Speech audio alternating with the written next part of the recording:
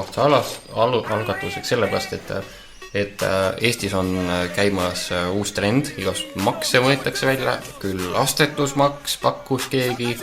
Arstide liit oli see? Jah, siis on veel keegi öelnud, et homomaks võiks olla. Pakume oma poolt välja mõned uued maksuliigid, mida võiks ka kasutama hakata. Marko, äkki nimetad mõne? Minu arust võiks olla ka sõidutee maks, et kui sa sõidad iga päev Tartu maantut pidi tööle, siis sa maksad mingi 100 krooni näiteks iga päev. Et sa selle tee peal sõidad? Et sa selle tee peal sõidad, jah. Mõtka palju raha aga siis võiks olla ju ka niimoodi, kui sa näiteks lapsed saadad liivakasti mängima, siis võiks ju olla ka liivakasti maks. Et vaata, muidu on ju nii, et maksad selle peal, et kui koer teeb junni, eks ole metsa, parki, et ja kui sa saadad lapse näiteks, saadad liivakasti ja ise näiteks lähed pooli, 5 möödit vahemaa. Et laps on selline liivakastis ja siis et laps saab liivakastis mängida, maksad näiteks 5 krooni. Ja minu arust võiks olla veel ka Tallinnas elamise maks. Kui sa Tallinnas elad, siis sa maksad sellest, et sa Tallinnas elad. Et see on sellepärast, et see on Tallinn. Et see on nagu, et see on New York. Sest vaata, see on ju hea võimalus, kuidas saab Tallinnast inimesi vähemaks. Vaata öeldakse, et kõik kohad on täis, ei mahu enam kuskile. Sotsiaalmajad, kõik on täis, mingid korterid ei leia on ju. Et nüüd võiks panna sellise maksu Tallinna elamismaks 100 krooni kuus. Normaalne. Aga mõtleme veel makse välja. Siin samas kohe praegu, et me pole ette valmistada, me mõtleme koha peal makse välja. Siis võiks olla näiteks naise pidamise maks. Et kui sa abiellud, võtad naise, siis mees hakkab maksma selle eest, et ta abiellus. Iga kuu 100 krooni. Kellele sa maksab riigile või naisele? Ta maksab riigile. Ja kui see on sellise garantiiga ja kui selle võib niimoodi isegi kokku leppida, kas naine, ma räägin kohe, kas naine või mees maksab, näiteks lepitakse kokku, et mees maksab.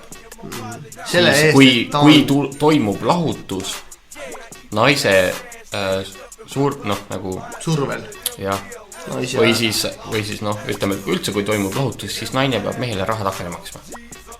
Ja pärast on see see on usaldus nagu ka ju. Ja see on isegi veel parem süsteem kui 14 päeva proovi või saada tagasi. Jah.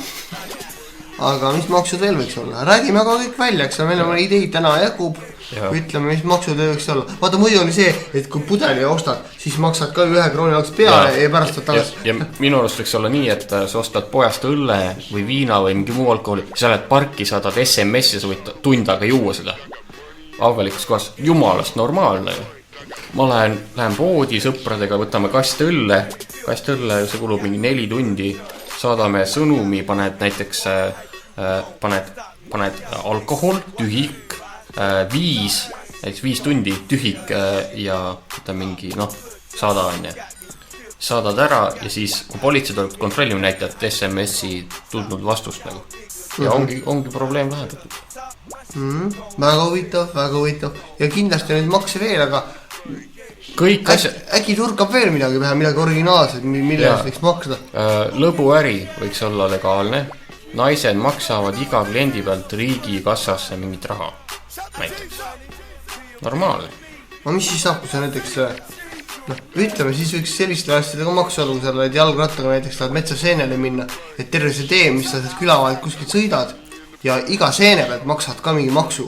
Et sa ei lähe lihtsalt niisama, ma olen nüüd seenele, võtad mingisugused semud, tädid olnud, viskad auto peale, lähed seenele, näiteks kui sa korjad Pohla ja Jõhvika, vaata need väiksed, vaata kui palju nendest tahaks maksu küsida. Iga marja pealt 1 kroon, kui sa korjad näiteks 5500 marja, sa loed üle need kuigi üksikud korvi ja mõtle, annad selle lihtsalt riigile.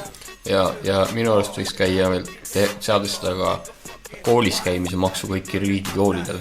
Vaata, kui palju on mingi kakeldakse koolis ja tehakse, need maksaks trahvi kohe vanemad. Ja tegelikult ongi... Kui laps saab märkuse, siis vanemate rahakotist peab popp minema näiteks. Näiteks, et laps tegi poppi või puudus esimesed 2 tundi, siis iga tunni eest näiteks mingi 100 krooni. Ja lugupeetud Vabariigi valitsus, palun meid Madisega võtta selle koalisatsioon või kuidas see oli? Kriisikomisjonisse, sest meil on sitaks ideid. Meil on ikka sitaks ideid. ja mis makse panna, mis värki, kuulake meie saadet, kõikide saate teada, mis maksud peaksid tulema. Oota, üks asi veel, vaata, üks teema, mis seondub tegelikult muusikaga on see, vaata, kus sa oled lähed plaadipoodi ja räägitakse kogu aeg sellest, et noh, et miks te nagu sakutate internetis ja muusikat ja asju öeldakse, et noh, et alternatiivad, et lähed muusikapoodi ja kuulad. Ütleme, et mul ei ole aega kuulata, ma seal istuda, passida, aga selle eest võiks ka tegelikult oma ette olla hea nillida raha sisse, et sa tegelikult selle kuulamisest võiks ka raha võtta. Ja kusjuures seda ei öeldaks poes.